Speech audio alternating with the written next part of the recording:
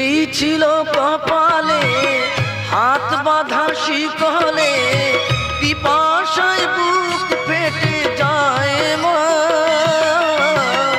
এই ছিল কপালে হাত বাঁধা শিকলে, পিপাসায় বুক ফেটে যায় মা। সকাল রাতে চাবুকের আঘাতে বুকে রক্ত ঝরে পড়ি মা।